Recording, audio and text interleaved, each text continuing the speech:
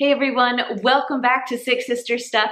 Today I'm showing you how to cook 3 pounds of frozen ground beef right inside your Instant Pot. You are not going to want to miss this one.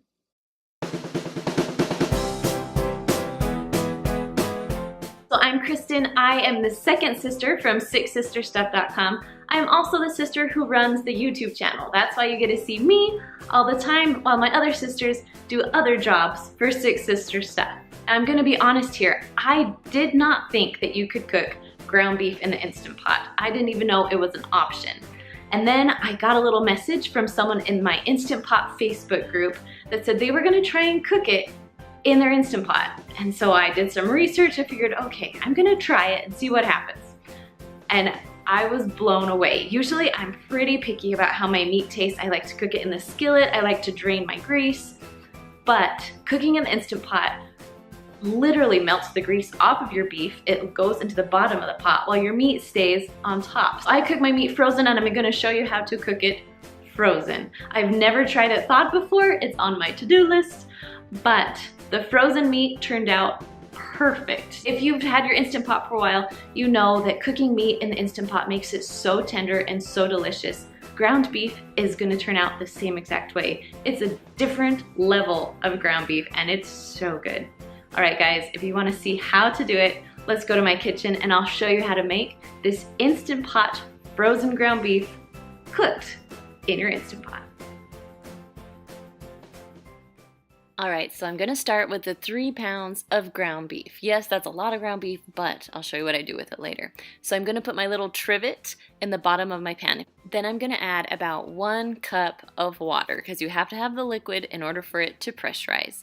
Now it's time for the meat. Now I've put this on my counter for about an hour. It's still really frozen, so I'm gonna break it apart so I can put it in pieces in the Instant Pot.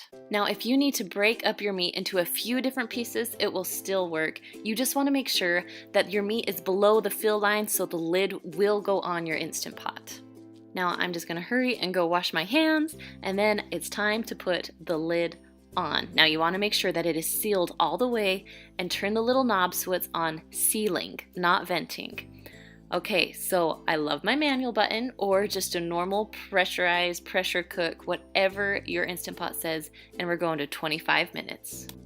Now when your Instant Pot's done, it will start counting up or it's releasing on its own. I let it release on its own for about 10 to 15 minutes. Turn the knob over, there's no steam to come out, so I can take my lid off. Now I wish you could smell my kitchen because it smells so good right now. Now it looks like it's still like a brick of meat, but don't worry, we're gonna turn it into ground beef and it will really look ground up. Okay, so I'm gonna take my 2 big chunks, and if you have multiple little chunks, put them all into a bowl. And the first thing I did is cut it up just a little bit. Now this is cooked together like a meatloaf really is cooked together. So you have to split up the meat. And doing this, it was the easiest to use a knife.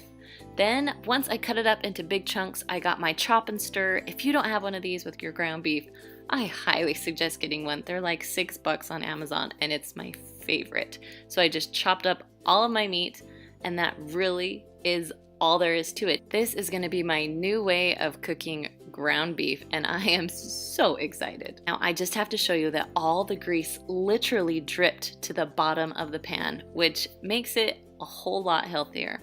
Okay, now 3 pounds of meat is a lot, so I'm splitting it up into 3 different 1 pound bags. So I'm gonna freeze 2 of my bags that each have 1 pound of ground beef, and then I'm gonna put 1 in the refrigerator because I am making taco soup. I love having ground beef just sitting around all cooked, ready to go.